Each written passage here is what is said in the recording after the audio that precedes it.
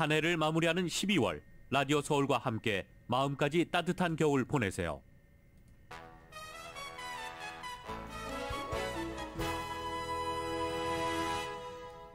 강혜신의 오늘의 미국.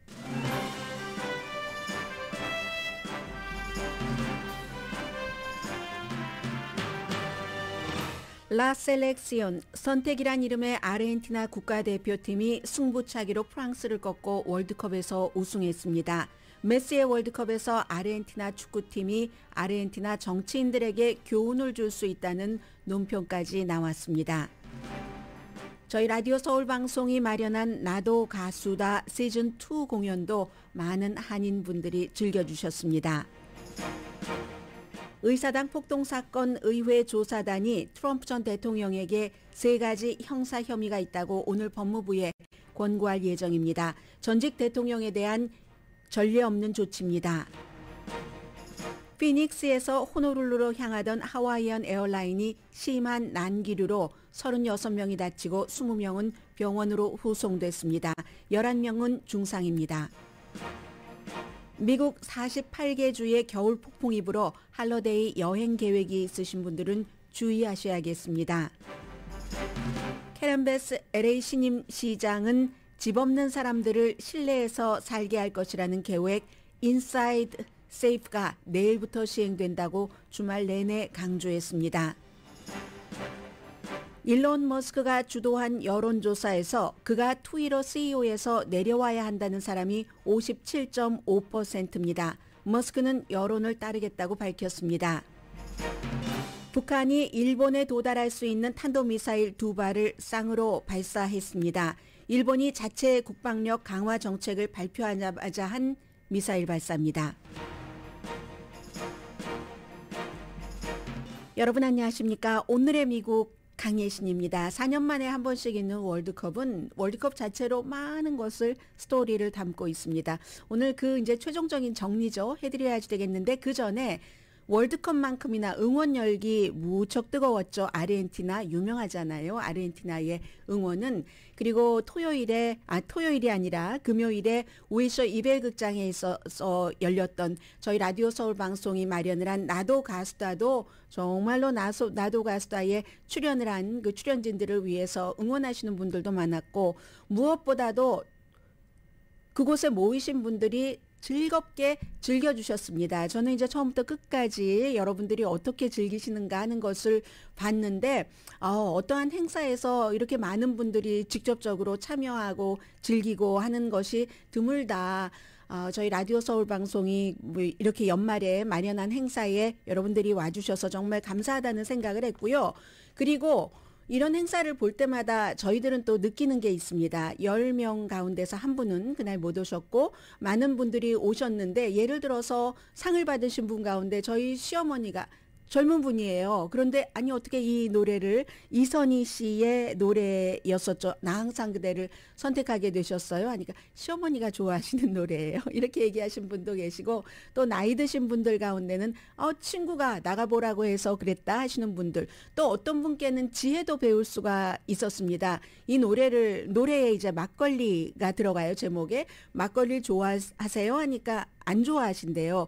왜 이 노래를 선택하셨습니까? 했더니 얼마나 현명합니까? 제 음색에 맞아서 선택을 했습니다. 그런 분도 계셨고 여자분인데 참가번호 1번 여러분들께서 이제 저희 라디오 서울 방송을 통해서 만나보시겠죠. 한 분 한 분을.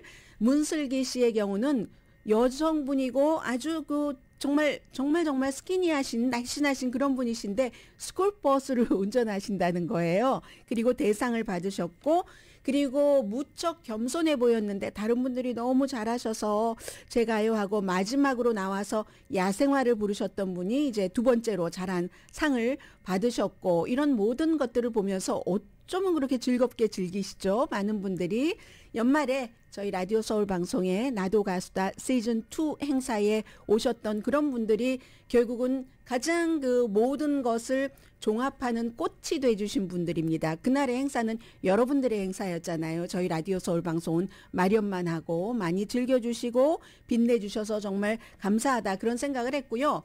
연말이니까 저희 행사지만 앞에 길게 말씀을 드렸습니다. 연말에 이렇게 해서 금요일 날 됐고 그리고 토요일에는 3, 4위전 경기를 보면서 여러분들이 얼마나 많이 즐기셨습니까? 그래서 3, 4위전 경기는 페널티킥까지는 안 가서 크로아티아가 2대1로 모로코를 이겼고 어제의 이 월드컵은 아마도 지금까지 월드컵을 보신 분들 가운데서 최고였다라고 얘기하실지도 모르겠습니다. 시작 자체가 유럽에서 남미와 함께 시작을 해서 남미 최강호 팀과 브라질이 떨어졌으니까는요. 유럽에 프랑스가 붙어서 이건 정말 써도 그렇게 못 씁니다.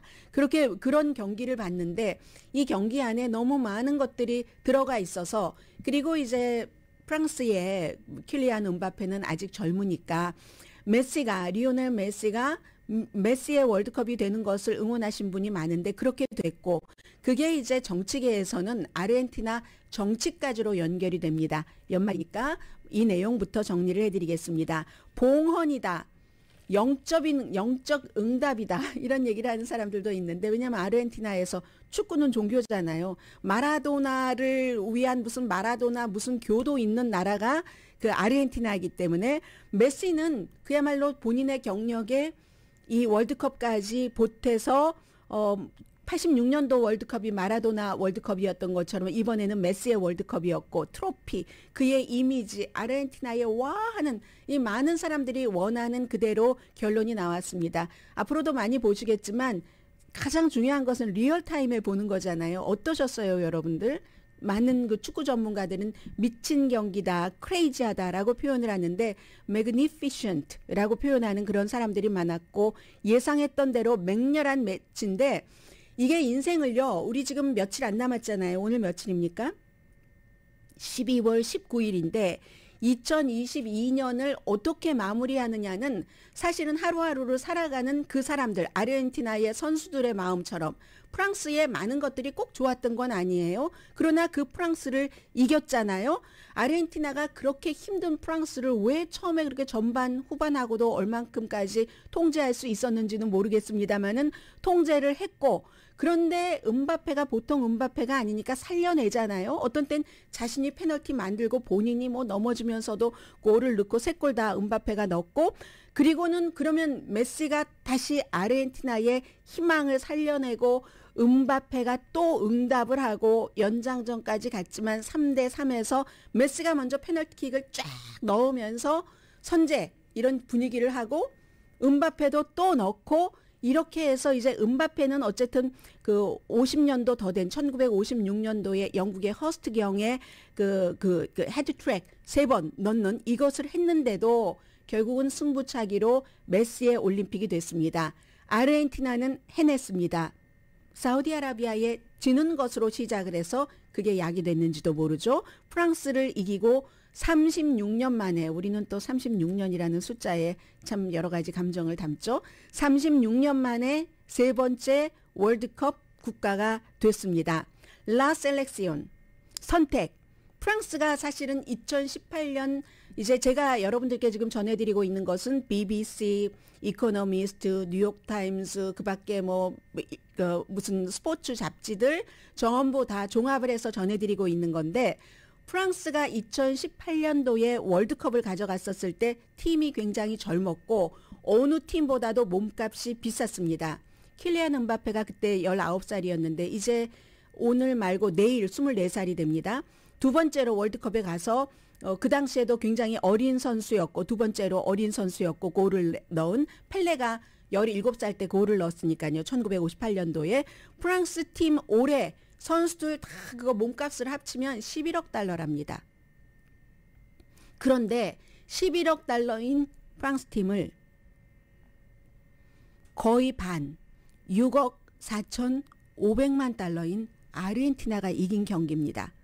영광은 리오넬 메시에게 갔고 35살 세계 최고의 선수 메시도 2골 넣었고요. 이번에 그 앙헬 디마리아가 딱 그 한 골 나중에 넣으면서 막 넣을 때까지는 너무 침착하잖아요. 우리 경기를 보는 사람들은 텔레비전 화면으로 볼 수가 있잖아요.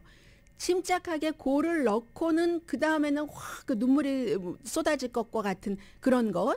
그래서 이제 메시는 아르헨티나와 관계가 나빴잖아요. 여러 가지 이유가 있지만 마라도나와 다른 개인적인 성향도 있지만 제일 중요한 것은 13살 때 아르헨티나를 떠났기 때문이라고 보는 사람들이 많죠. 아르헨티나를 떠나서 이 사람은 뭐 아르헨티나 사람 같지도 않고 유럽 사람 같고 게다 대고 마라도나의 여러 가지 그 개인적인 단점 뭐 감정적이고 뭐 괴팍하고 이런 것과 달리 뭐 메시는 13살 때부터 유럽에 가서 축구도 배우고 뭐 몸도 더 키우려고 하고 했으니까 유럽 스타일의 좀 신사적이고 점잖고 쿨하고 침착한 게 있잖아요. 일찌감치 나라를 떠나더니 말이야 하고 별로 좋아하지 않을 수가 있죠. 그리고 뭐 바르셀로나에서 여러 그 팀에서 너무너무 잘하면서도 국가를 위해서는 이번이 5번째지만 월드컵을 가져다 주지 못했던 이런 모든 것들이 메시를 아르헨티나 사람들은 미워했었던 것이 사실입니다. 그러니까 디에고 마라도나가 아르헨티나의 우상 중에 우상이었는데 그리고 2016년도에 이 마라도나가 2020년에 숨졌습니다마는 메시는 이렇게 큰 지도자가 되기는 퍼스널리티가 아니야 라고 얘기하는 것이 이제 공개가 됐었잖아요. 본인같이 좀 터프하고 사생활도 복잡하고 늘 뉴스를 만들어냈잖아요. 마라도나는.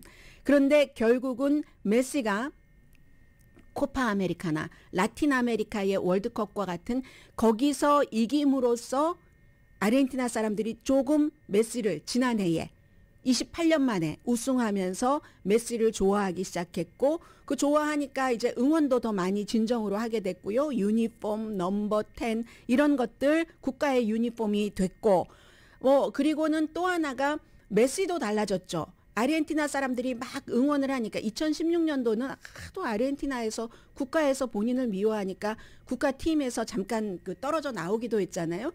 그러다가 지난해부터 막 좋아하니까 메시도 달라졌습니다. 메시도 전투적이 되고 이번에 뭐 8강전인가에선 거의 난투극 벌어질 뻔한 그런 응원과 메시의 여러 가지를 다 이렇게 해서 아르헨티나에서의 아름다운 그 경기는 스포츠 이상이라고들 얘기를 하잖아요. 저 누구세요? 라고 물어보면 남자들은 저는 뭐 아들입니다. 아빠입니다. 그리고 어떤 팀에 속해 있어요. 어떤 형태로든 미국에서도 이제 아빠들이 뭐 리틀리그 코치를 한다던가 이렇게요. 아르헨티나의 그 아이덴티티의 구조는 축구와 연관되지 않고는 안 되는 거잖아요.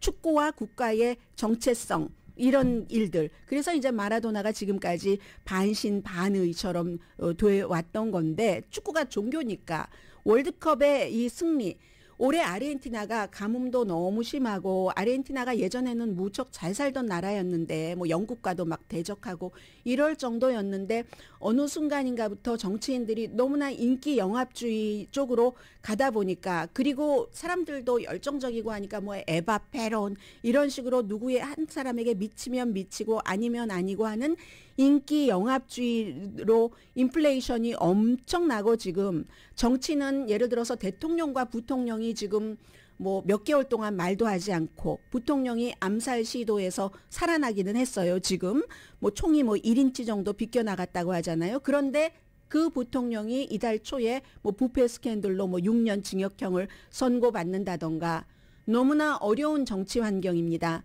이 같은 혼돈의 국가 아르헨티나의 기쁨이 된 거죠. 월드컵이. 물론 오래 가진 못하겠죠. 오래 가진 못하지만 적어도 몇 주일은 가지 않겠습니까?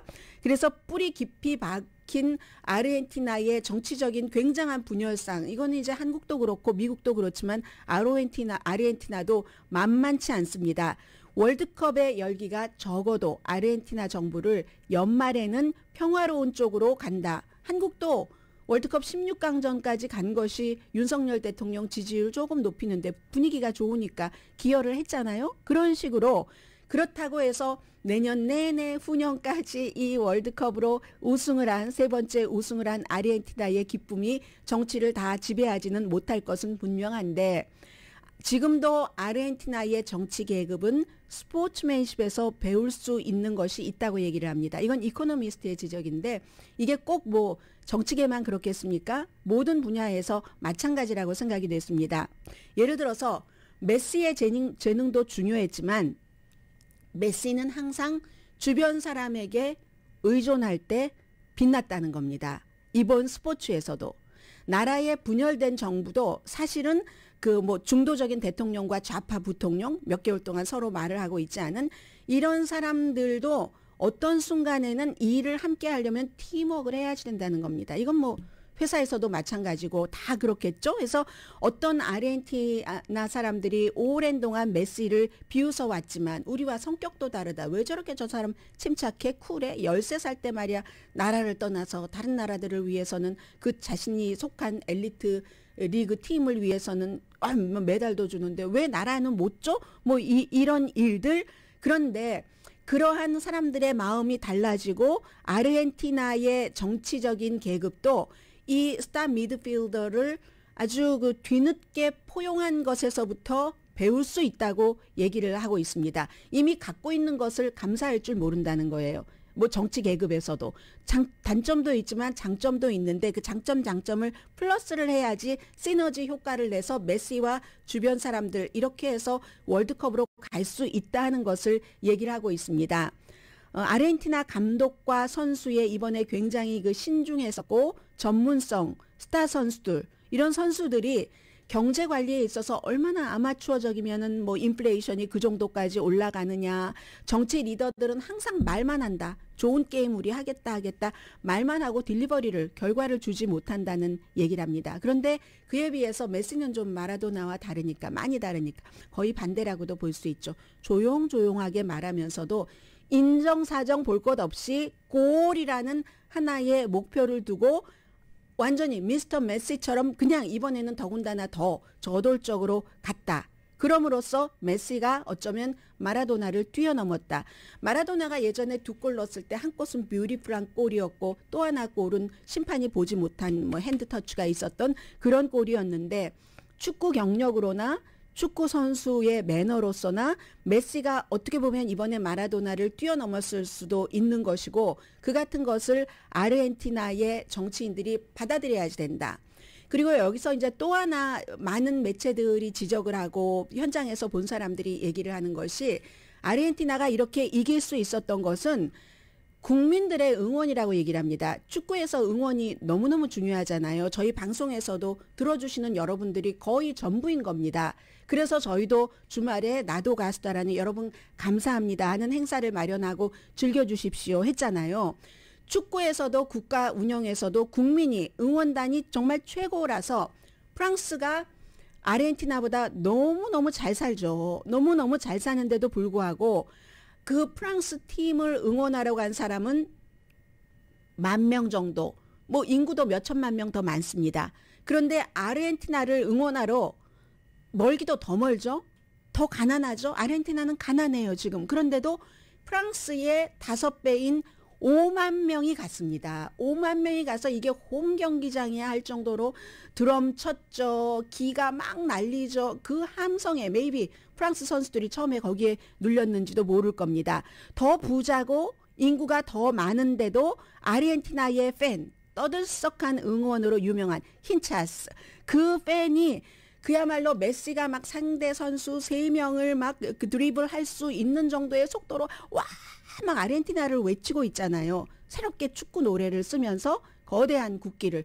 그리고 아르헨티나 사람들이 많이 먹는 Y자로 시작되는 그 티를 뭐 몇 파운드라고 하죠. 500kg 무게의 티를 마시면서 응원하고 응원이 중요하다. 결국은 메시도 중요하고 메시를 도운 사람들도 중요하지만 아르헨티나 사람들 그런 마음이 모아진 것 이런 모든 것들을 아르헨티나 정치인들이 배워야지 된다. 이게 이코노미스트의 지적이었습니다.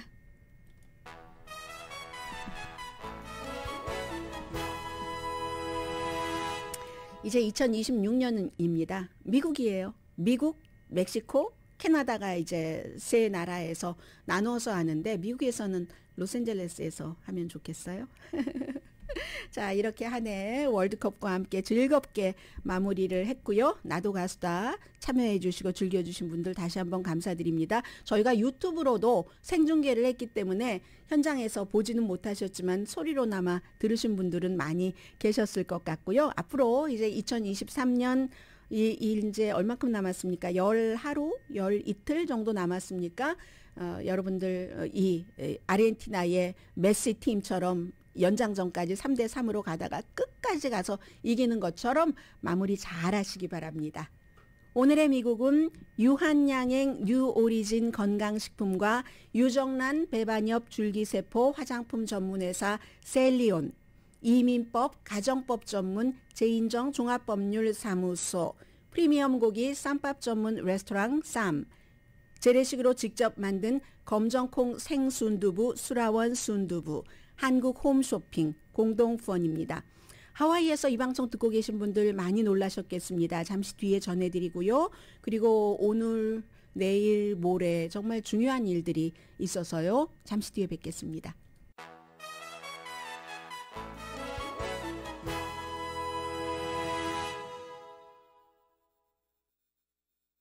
라디오 서울 방송 오늘의 미국 듣고 계십니다.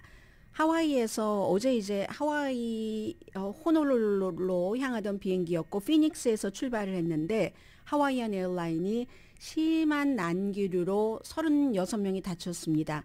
20명이 병원으로 갔는데 11명은 중상이고 그 가운데 이제 14개월 된 그 베이비도 병원으로 실려갔는데요. 어떤 사람은 머리 다쳤고 타박상, 메스꺼움, 출혈, 승무원도 3명 부상당했습니다. 비행기도 다쳤다고 하거든요. 비행기도 지금 수리를 해야지 되는데 너무 난기류가 심해서 어떤 사람은 가만히 앉아 있다가 천정 위로 머리를 확 부딪혔다는 그런 건데, 그러니까 제가 이 말씀을 여러분들께 모든 분들께 드리는 이유 가운데 하나는 비행기에서 시트벨트를 하실 때 꼭 안전하게 하셔라. 벌써 난기류가 있으면서 당연히 이제 경고가 나갔겠죠. 그리고 불도 켜지고 시트벨트를 하라는. 시트벨트를 안 하신 분도 계셨고 하셨는데 시트벨트를 아주 적절하게 제대로 하지 않아서 다치신 분들의 대부분은 시트벨트를 정확하게 하지 않으셔서 그러셨던 겁니다. 물론 승무원들 같은 경우는 움직이다가 다쳤을 수도 있겠습니다만은 36명이나 다쳤으니까요. 에어버스 330 278명의 승객이 있었고 10명의 승무원, 거의 이제 290명 가운데서 36명이 다쳤으니까는요. 290명 가운데 20명이 병원에 갔으면 이게 부상자가 많은 거죠. 그래도 생명에 지장이 있다던가 그런 부상자는 없었던 것은 상당히 다행이고요. 연방항공국이 여러 가지 조사를 하고 있습니다. 시트벨트 꼭 제대로 하시기 바랍니다. 우리가 자동차 운전할 때도 요즘 나는 정말 운전 잘하지만 마음들이 다 조금씩 들떠 있고 또 서두르는 마음이 있을 수도 있죠. 누구도 픽업해야 되고 물건을 사러 가야지 되는데 빨리 가야지 파킹낫이 있을 것 같고 하니까 어수선한 마음에서 운전을 하면은 내 옆이나 뒤나 앞이나 어디서 운전하시는 분들이 조금 다른 때보다는 운전에 서툴 수도 있고 하니까 자동차에서도 분명히 아주 시트벨트 잘 하시고요. 신발도 여성들의 경우는 편한 신발 신고 운전하시기 바랍니다. 이번 주부터 첫 겨울이 시작됩니다. 동지인 거죠. 로스앤젤레스 시간으로 수요일 낮 1시 48분이라고 하네요. 계산하는 게 그런 거 있잖아요.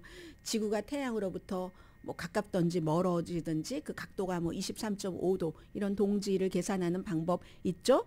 그러니까 해가 가장 짧은 날이 내일 모레가 되고 그리고 이제 동지가 되면서 할러데이가 본격적으로 시작되는 것 21일, 22일, 23일 하면은 24일이 크리스마스 이브가 토요일이고 크리스마스 데이가 일요일, 저희 어머님 생일이 크리스마스 데이 일요일인 겁니다.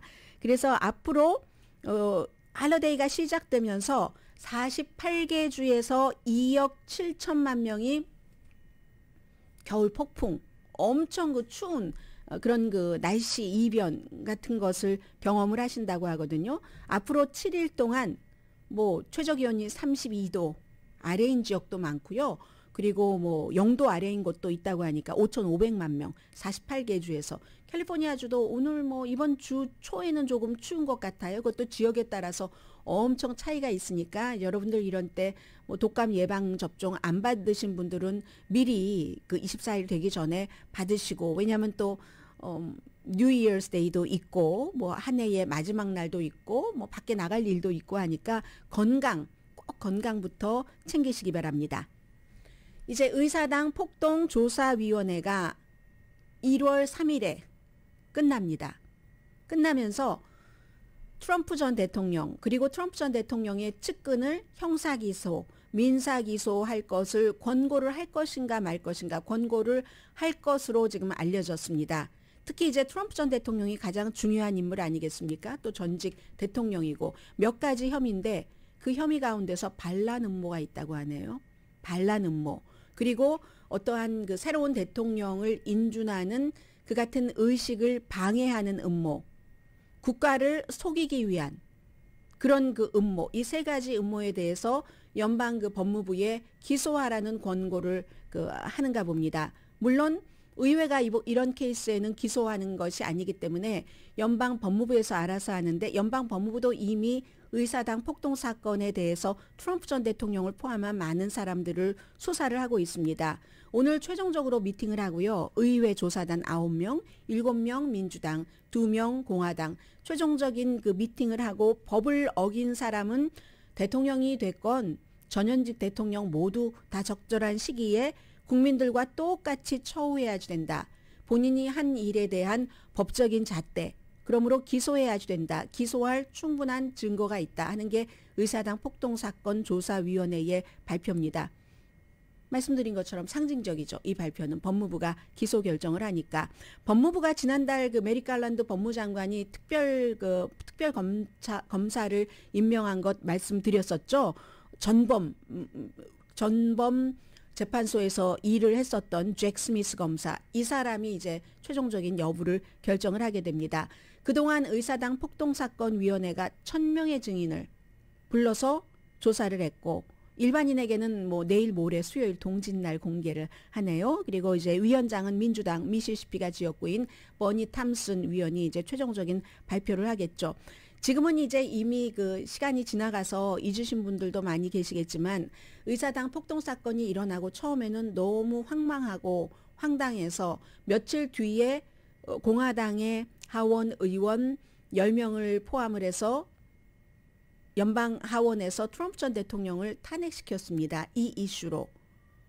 전직 대통령 가운데서 2번 탄핵된 사람은 유일해요. 물론 상원에서 막아서 탄핵 당하지는 않았지만 그런 일이 있었고 트럼프 전 대통령은 지금도 나는 아무 잘못이 없다라고 주장을 하고 있습니다. 공화당이 연방 그 하원을 잡으면은 이제 이런 일은 다 지나가고 대통령의 아들인 헌터 바이든 큰아들은 뭐 숨졌고 암으로 작은 아들 헌터 바이든의 여러 가지 뭐 비리에 대해서 수사하겠다라고 공화당은 지금 공지를 해놓은 상태입니다.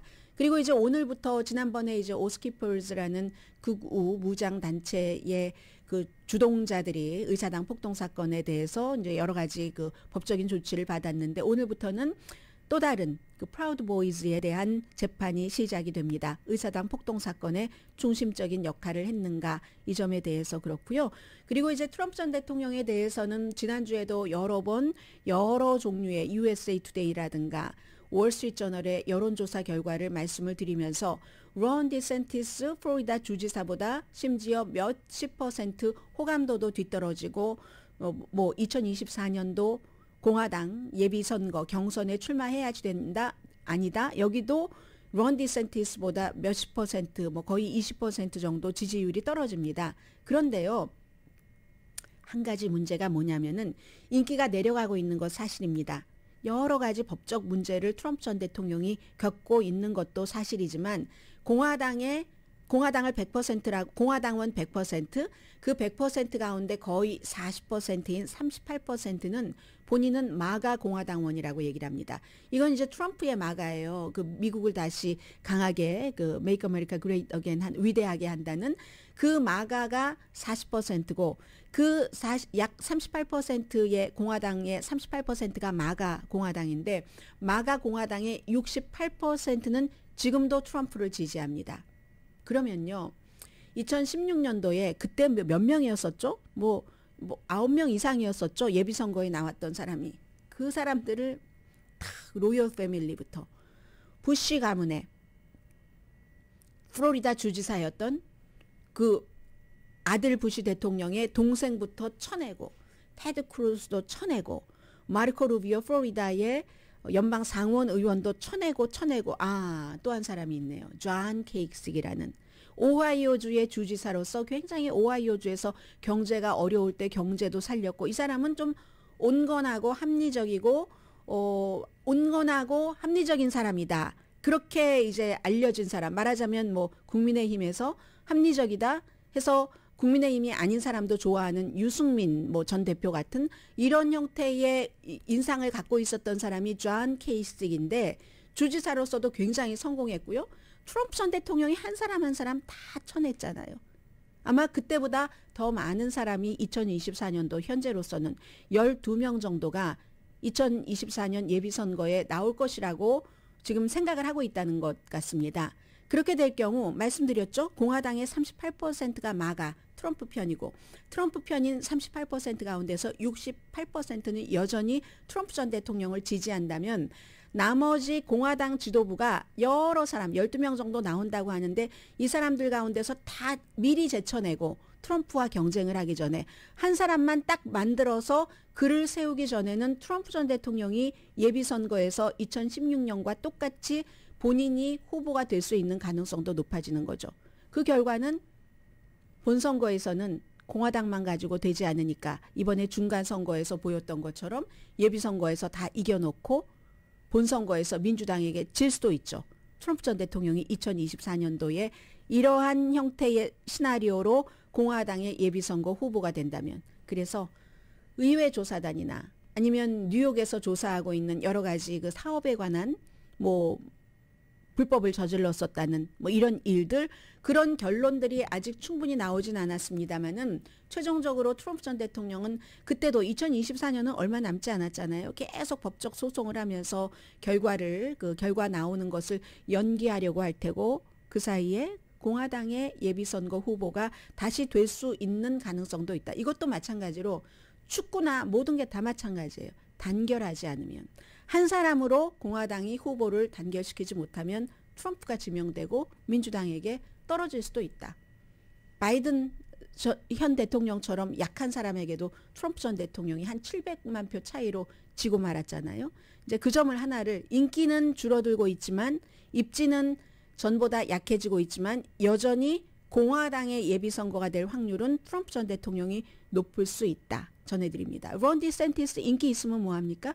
지금은 인기가 있지만 트럼프 대 론 디센티스였을 때 인기가 높은 것이지 다른 후보들이랑 함께 나오면 서로 그 인기도를 분배를 하게 되잖아요. 그래서 이제 이 점 하나를 신경 쓰셔야 된다고 말씀드립니다.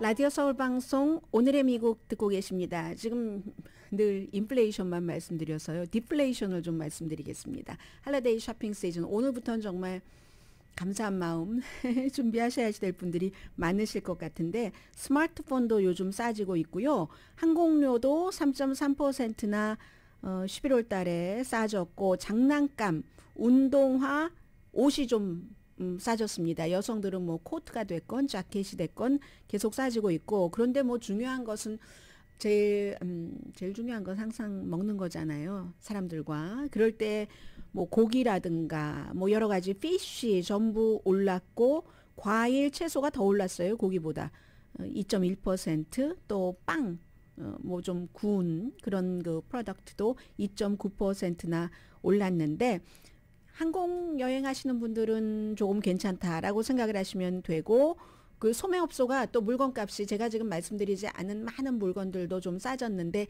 재고 정리하려고 지금 물건을 좀 싸게 내놓고 있답니다. 스포츠 장비 같은 경우 스포츠 장비라는 게 뭐 거창한 것이라기보다도 아이들 뭐 야구 방망이 같은 것 있죠. 축구공 월드컵 축구공 하이킹 장비 선물 많이 하시잖아요. 겨울에 그런 경우 가격이 조금 싸져서 11월 달에 1년 전보다는 그래도 오르긴 올랐는데 전체적인 11월 달에 1년 전보다 물가 인상률이 7.1%라고 하면 이것은 5.3% 11월 달에 한 달 전에 비해서 0.9% 줄어들었답니다. 장난감 가격도 줄어들었고요. 위스키도 오르긴 올랐네요. 오르긴 올랐는데 지난해에 비해서 1.7% 올랐답니다.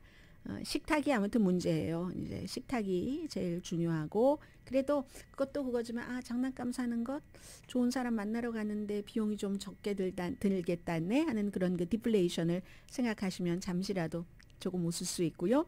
일론 머스크가 저는 정말 일론 머스크 관련 뉴스를 전해드릴 때마다 이걸 꼭 전해드려야지 되는가 하다가 뉴스를 선택할 때 이런 경우도 있어요. 왜냐하면 미국 사람들이 너무너무 집중하는 뉴스가 있는 것이 있고 그리고 제가 전혀 무시한다고 해서 그 혼자 갈 수는 없으니까 뉴스가 다른 이제 한인 매체들도 뉴스를 쭉 보도하는데 다른 한인 매체에서 보도하는 것들을 길이라든가 강도는 조절을 하지만 같이 가는 게 좋잖아요. 그래야 여러분들께서 뉴스가 이렇게 비교가 되고 전반적으로 보편적인 뉴스가 되기 때문에 그래서 많이 빼는데도 뉴스를 할 수밖에 없습니다. 일론 머스크가 주말에 여론조사 잘하잖아요. 여론조사를 해서 제가 그 트위터 CEO에서 내려와야지 됩니까? 그대로 있어야지 됩니까? 여러분의 여론에 따라서 하겠습니다 했더니 이렇게 많은 사람들이 답변을 했나요? 하긴 뭐 일론 머스크를 팔로우하는 사람들이 1억 2천만 명이니까 답변이 57.5%가 내려오세요. 43%가 그대로 계세요. 였거든요. 그러니까 예스예요. 본인이 이 여론에 따라서 하겠다고 했습니다. 일요일 12시간 동안 했는데 1억은 아니고 1750만 명이 응답을 했답니다. 대단한 거예요. 1억 2천만 명 팔로워가 있으니까 1750만 명이 내려와야지 됩니다. 라고 응답을 했으니까 나머지 또 뭐 여기에 대해서 43%는 내려오지 말라고 응답을 하니까 아무튼 2천만 명 이상이 답변을 했다는 얘기죠. 문제는 이 여론조사 결과가 나오고 나서 일론 머스크가 문제는 CEO 찾는 게 어렵진 않는데요. 이 트위터를 계속 살릴 수 있는 CEO를 찾는 게 어렵습니다. 440억 달러를 주고 10월 달부터 사서 트위터의 CEO가 됐는데 너무 논란이 많으니까 뭐 날마다 논란을 만들어내니까 레이티스트가 이제 저널리스트들의 그 뭐 어카운트를 뭐 영구히 뭐 없애버릴 것처럼 하더니 일주일이요 뭐 이렇게 얘기했고 그 애프터에도 주말에도 다른 소셜미디어 예를 들어서 뭐 페이스북이라든가 링크드인에 이렇게 링크를 못하도록 트위터에서 이렇게 해놨어요. 그러다가 사람들이 막 비난하지 않겠어요? 그러니까 24시간이 못 돼서 그것은 아무튼 중단이 됐는데 일론 머스크의 여러 가지 뉴스는 CEO로서 업계에 따라서 그 CEO의 그 성향 같은 것이 다를 수가 있잖아요. 그 이상적인 그런 성향이 똑같은 테크놀로지 업계라고도 볼 수 있는데 물건을 만드는 테슬라와 스페이스X 그리고 물건을 만드는 게 아니라 어떠한 이상이나 느낌 같은 것을 퍼뜨리고 가치를 공유하고자 하는 트위터라는 곳의 CEO는 조금 다른 것 같습니다. 이쪽은 물건을 만드는 곳에서는 다른 사람들이 생각하지 못하는 막 추진력이라든가 상상력이 있는 것이 중요하다면 이런 트위터 같은 사람들의 표현의 장에서는 조금의 신중함이 상당히 그 중요한 그래서 이렇게 충돌하는 것이 아닌가 뭐 많은 사람들이 생각을 하고 있고요.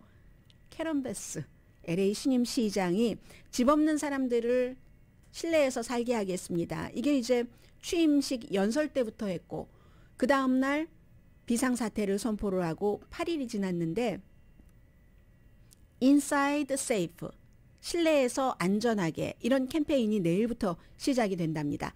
아주 싼 집 홈리스 피플을 위한 싼 집을 짓는 동안 호텔과 모텔로 이분들을 이동을 한다는 건데 여러분들께서 지난주에 저희 라디오 서울의 보도국장 정현호 국장의 뉴스와이드를 들으셨다면 그런데도 또 홈리스 피플들이 실내로 들어가려고 하지도 않는다. 어떤 책임감 같은 건 뭐 유틸리티라도 내야지 되는 이런 것들 뭐 이런 여러 가지 등등의 이유로 이런 그 보도를 뉴스와이드 시간에 아마 들으셨을 겁니다. 그런데 어쨌든 이 어제도 뭐라고 얘기를 했냐면 뭐 요즘에 그 전국적인 매체에 많이 그 출연을 하거든요. 캐런 베스 LA 그 신임 시장이 시간이 걸릴 거다. 시간이 걸리지만 노력을 해야 되고 그들에게 다가가야지 되고 아웃리치 해야지 되고 결국 그들은 실내로 들어갈 것이다. 그렇다고 무슨 캠프를 전부 텐트 친 거를 전부 없애지는 않는다고 했는데요.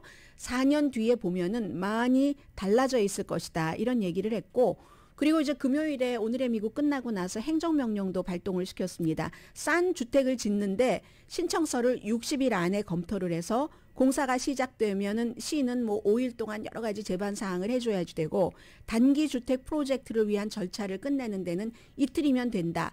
그리하여 31개의 싼 주택 프로젝트가 즉각 시행될 수 있도록 하겠다. 첫 해에 뭐 17,000명의 홈리스 피플에게 신뢰를 준다. 이런 것이 공약이었었잖아요. 한마디로 워싱턴에서 오래 일을 해본 연방 하원 출신의 캐런 베스 후보가 요즘 보니까 호감도 점점 높아지고 있어요. 허니문 기간이니까는요.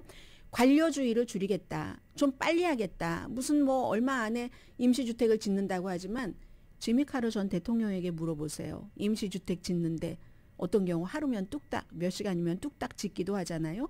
관료주의를 줄이고 건설 일정을 최고로 속도를 많이 내겠다. 그게 사람들을 안전하게 하는 것이고 홈리스 피플이나 아니면 홈리스 피플이 있는 곳을 다녀야지 되는 사람이나 돈도 절약하는 거죠. 시간을 버는 것이. 잠시 뒤에 뵙겠습니다.